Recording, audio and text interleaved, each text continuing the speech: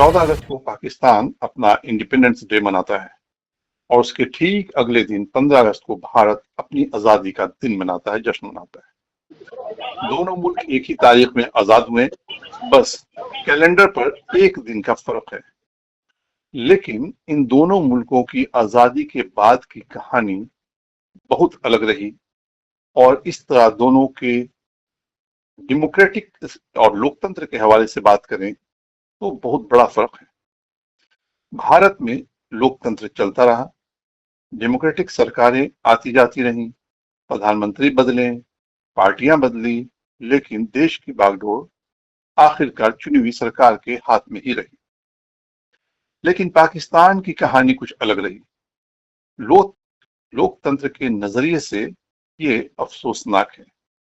वहां कई बार फौजें सीधे सत्ता में आई और जब फौज सीधे सत्ता में नहीं रही तब भी सियासत में उसका असर असर और दखल बहुत मजबूत रहा। गौरतलब बात यह है कि इस कहानी की कुछ झलक डॉक्टर बी आर अम्बेडकर ने पाकिस्तान बनने से पहले ही देख ली थी। इसे समझने के लिए हमें अम्बेडकर की किताब पाकिस्तान और द पार्टीशन ऑफ इंडिया को पढ़ना चाहिए। अम्बेडकर ने पाकिस्तान के सवाल को सिर्फ हिंदू मुसलमान के तौर पर नहीं देखा था। उन्होंने एक बहुत बड़ा सवाल उठाया था। वो ये था कि अगर देश एक रहा लेकिन लोगों की राजनीतिक वफादारी मजहब के बुनियाद पर बढ़ गई तो ऐसे देश की सेना कैसे काम करेगी।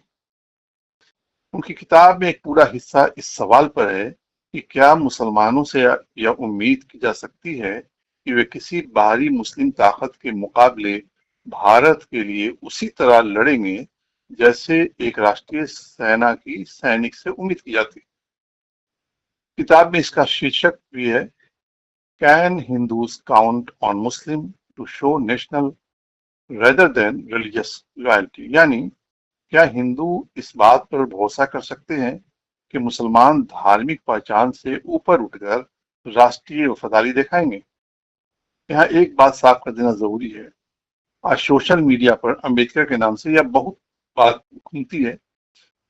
उन्होंने पहले ही भविष्यवाणी कर दी थी, मुस्लिम जनरल और पठान या बलोच रेजिमेंट भारत के साथ नहीं रहेंगी और अलग मुस्लिम देश मांगेगी।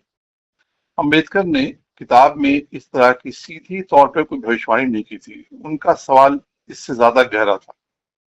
उस समय ब्रिटिश इंडियन आर्मी में पंजाब और नॉर्थ वेस्ट फ्रंट, जो पठानों का जो रीजन है, यानी आज के पाकिस्तान वाले इलाकों से बड़ी संख्या में मुस्लिम सैनिक आते थे। इसलिए अंबेडकर पूछ रहे थे कि अगर कल भारत को किसी ऐसे दुश्मन से लड़ना पड़े जो उत्तर पश्चिम से आए और जिसकी पहचान मुस्लिम हो, तो उस समय भारतीय मुसलमान सैनिकों की राजनीतिक और धार्मिक पहचान का सवाल कैसे सामने आएगा। यानी अंबेडकर का असल सवाल यह था कि मुश्किल समय में फौज की वफादारी किसके साथ होगी, देश के साथ या मजहबी पहचान के साथ। लेकिन यहाँ पे मुझे खुद डॉक्टर अंबेडकर की इस आशंका और शक को लेकर हैरानी होती है। उसकी वजह यह है कि फर्स्ट वर्ल्ड वॉर में ब्रिटिश इंडियन आर्मी के पठान और पंजाबी फौजी, जिसमें बड़ी तादाद मुसलमान फौजियों की थी, ऑटोमन तुर्क साम्राज्य के खिलाफ ब्रिटिश हुकूमत की तरफ से मेसोपोटामिया, जो आज का इराक है, बसरा और सीरिया के मोर्चों पर लड़े। बसरा से बगदाद तक की जंग में हिंदुस्तानी सिपाहियों का बड़ा अहम रोल था। फिर आजादी के बाद भी फौज में शामिल मुसलमानों ने पाकिस्तान के खिलाफ जंगों में बहादुरी से लड़ाई लड़ी और मुल्क के खातिर अपनी शहादत पेश की। इसके साथ ही डॉक्टर अंबेडकर का यह भी मानना था कि मुस्लिम फौजी जनरल और ऑफिसर्स एक अलग मुस्लिम मुल्क चाहते हैं। इसे समझने के लिए पाकिस्तान के मुद्दे पर लौटते हैं। देश का बंटवारा हुआ और साथ ही ब्रिटिश इंडिया आर्मी भी बटी। करीब 2,60,000 सैनिक भारत की तरफ गए, जबकि करीब 1,40,000, जिनमें ज्यादातर सभी मुसलमान थे, पाकिस्तान की तरफ चले गए। अब पाकिस्तान के सामने एक नया मुल्क बनाने का सवाल था। लेकिन कुछ ही सालों में वहां यह बात साफ होने लगी कि फौज सिर्फ सीमा की हिफाजत करने वाली ताकत नहीं रहेगी, वो देश की सियासत में भी बड़ी ताकत बन जाएगी। 1958 में जनरल अयूब खान ने सत्ता संभाली। बाद में यहिया खान आए फिर 1977 में जनरल ज़ियाउल हक ने जुल्फ़िकार अली भुट्टो की न सिर्फ सरकार गिराई बल्कि उन्हें फांसी दिलवाई और लंबे समय तक पाकिस्तान पर फौजी हुकूमत की। आगे चलकर जनरल परवेज मुशर्रफ भी सत्ता में आए। यानी पाकिस्तान में एक सिलसिला बन गया। सरकारें चुनी जाती हैं लेकिन फौज का असर सरकार से कहीं बड़ा दिखाई देता है। इस कहानी में नवाज शरीफ का जिक्र भी आता है। नवाज शरीफ की सियासी तरक्की की शुरुआती दौर में जनरल ज़ियाउल हक के दौर का बहुत बड़ा असर था। इसलिए यह कहना ज्यादा सही होगा कि जिया के दौर ने नवाज शरीफ को सियासत में आगे बढ़ने का मौका दिया। लेकिन कहानी यही खत्म नहीं होती। नवाज शरीफ की तरह पाकिस्तान की सियासत में और भी कई लीडराना आज भी हैं जो पाकिस्तान के फौज की मदद से अपने सियासी कद को बड़ा किया और हुकूमत में जिम्मेदारी निभाई। लेकिन कहानी यही खत्म नहीं होती। 2024 में पाकिस्तान में 26वें कॉन्स्टिट्यूशनल अमेंडमेंट्स हुई। फिर नवंबर 2025 में 27वीं अमेंडमेंट आई और यही बदलाव आज के पाकिस्तान को समझने के लिए बहुत जरूरी है। 27वीं अमेंडमेंट के बाद Pakistan army chief field marshal Syed Asim Munir को चीफ ऑफ डिफेंस फोर्स का ओहदा भी दे दिया गया।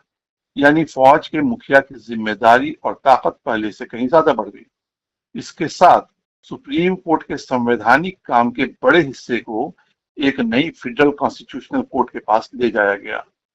इन फैसलों से पाकिस्तान की सियासत और गवर्नमेंट के स्ट्रक्चर सिस्टम में फौज की ताकत और बढ़ी है और लोकतांत्रिक संस्थाओं पर उसका असर और पकड़ पहले से ज्यादा मजबूत हुआ है। यहाँ इमरान खान का जिक्र करना भी जरूरी है।